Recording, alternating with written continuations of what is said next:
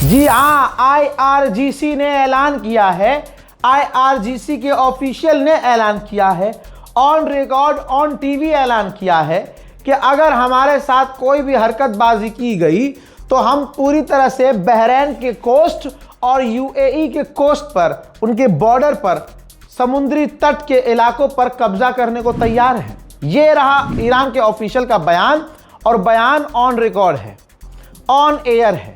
इसके बाद हड़कंप मच गया है। हजरात, याद होगा कल ही अरबों ने ऐलान किया था, अरब देशों ने, कि हम अमेरिका के साथ मिलकर ईरान पर हमला करने को तैयार हैं। जिसके बाद IRGC का ये रिएक्शन आज देखने को मिला, जिसमें वो सीधा बहरीन और UAE के कोस्ट पर कब्जा करने की बात कर रहे हैं। मेरे दोस्तों, बहुत बहुत बड़ी ये कामयाबी है कि सुबह जिस चीज़ के लिए हम शोर मचा रहे थे, मैं बार बार ईरान के सामने ये बात रखना चाह रहा था, शायद वो ईरान तक बात पहुंच गई है, बिल्कुल जो मैं चाह रहा था। ये देखिए, ईरान के पार्लियामेंट स्पीकर ने कहा कि हम बहुत करीब से अमेरिका की मूवमेंट, खास करके जो उसने नई फौज अमेरिका ने इलाके में भेजी है, याद रखना, जो उनके सीनियर जनरल कमांडर ने खराब किया है, उनकी ये फौज ठीक नहीं कर सकती।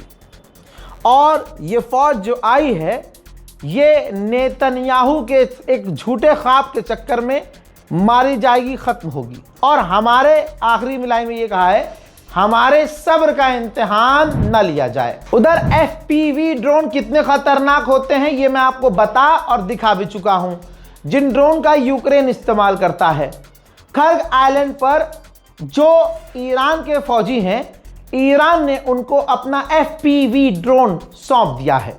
अमेरिकी सैनिकों का बेसब्री से IRGC की फौज इंतजार कर रही है। इराक के लड़ाकों के पास भी वही FPV ड्रोन है, और जब इराक की गवर्नमेंट ने इन लड़ाकों को रात को जो अप्रूवल दिया है, उसके बाद जो उन्होंने फोटो जारी की है इराक के अंदर, ये देखिए ड्रोन से बनाई गई वीडियो है, ड्रोन के अंदर का रिकॉर्ड है ये।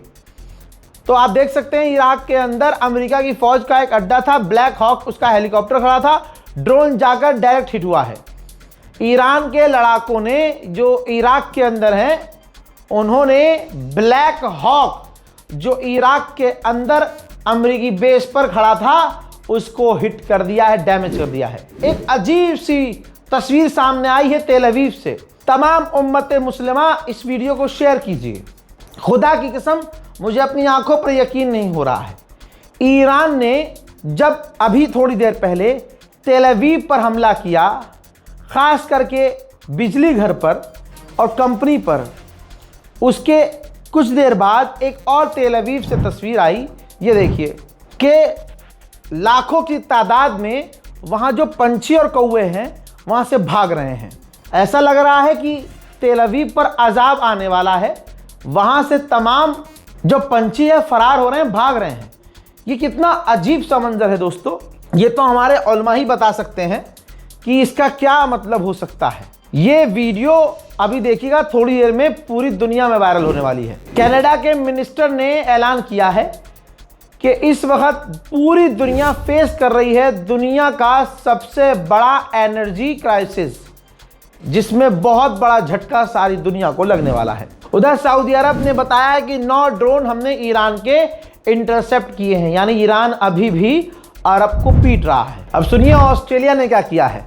ऑस्ट्रेलिया ने टेम्परेरी लेवल पर, टेम्परेरी कुछ समय के लिए ईरानियों को वीज़ा देना बंद कर दिया है। इनका भी नंबर आएगा लगता है।